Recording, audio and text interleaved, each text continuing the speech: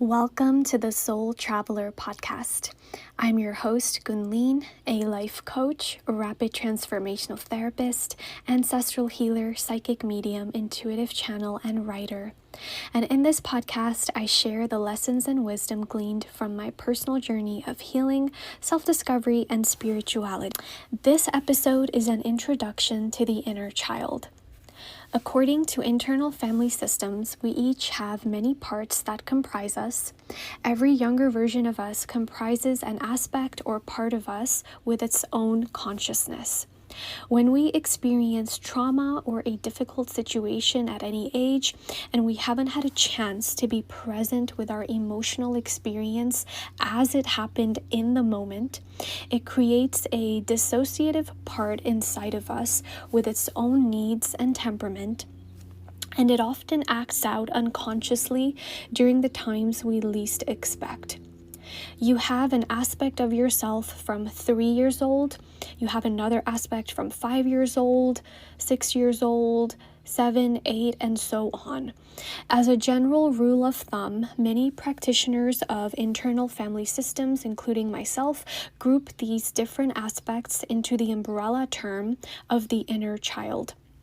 The inner child is an aspect of you that stays with you your entire life. It doesn't ever go away, nor do we want it to. It's part of the human and divine design. This is the part of you that operates from emotion, instinct, innocence, pure joy, and creativity. Energetically, this aspect of you is held within the sacral chakra, which is all about emotion and joy. When your inner child has unmet needs from childhood, it's always going to be driving you, the adult self, to fulfill those needs through other people, activities, or substances. As a child, everyone has the same core needs: to feel significant, to feel safe, to be loved, to be celebrated, to have a caregiver be proud of them, and to have connection and belonging. When these core needs are not met, it creates a void within your inner child that the adult mind is always unconsciously seeking to fill. This is one of the main driving factors for why people become addicted to alcohol, smoking, food, sex, relationships, shopping, etc. They are unconsciously trying to fill a need that did not get filled like it should have when they were a child. And so they're now relying on external people, substances, and activities to make them feel whole. And actually, when you think about it, this is a very intelligent mechanism of the human mind. It does not give up on trying to fulfill the need. It constantly searches for outlets that will get the need filled. The reality of the matter, though, is that a lot of these outlets are temporary fixes that do not heal the underlying wound. The good thing is that even if you didn't have a childhood in which all of your core needs were met, as the adult self, you can still give your inner child everything they ever needed by becoming the loving parent to them. This is where the healing process starts.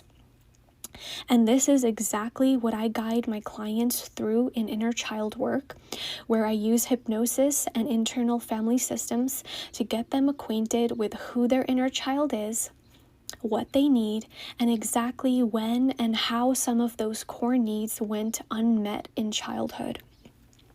I then guide them to now become the loving parent that they always wanted to their inner child.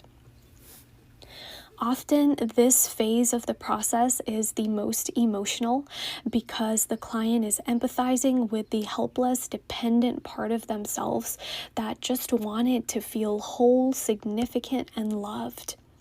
And now, as the adult, You get to dialogue with that inner child to recalibrate them to a new frequency of being where they do matter, where they do belong, where they do feel safe, celebrated, and significant. And through this recalibration process, your inner child heals and learns to trust you as the consistent, reliable caregiver for them. A lifelong partnership with your inner child is truly the best gift you can give yourself.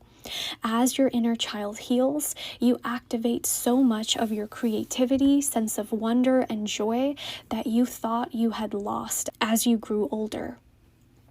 The truth is that your inner child is always going to be a very significant part of you and a major driving force for your decisions. When you have a wounded inner child, it impacts your ability to have genuine, lasting relationships in which you feel fully seen. It also impacts your ability to advocate for yourself and have healthy communication and boundaries in personal and professional life.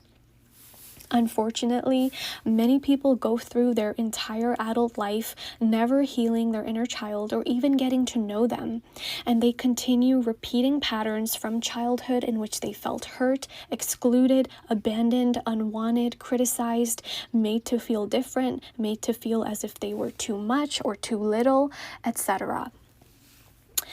I hope to have a future episode where we dive a little more deeply into specific inner child wounds, but for now, this is an overview of what the inner child is and how you can start working with it. And if you're interested in working one-on-one with me, you can book a complimentary session using the link in the show notes. Signing off for now, this is Gunleen.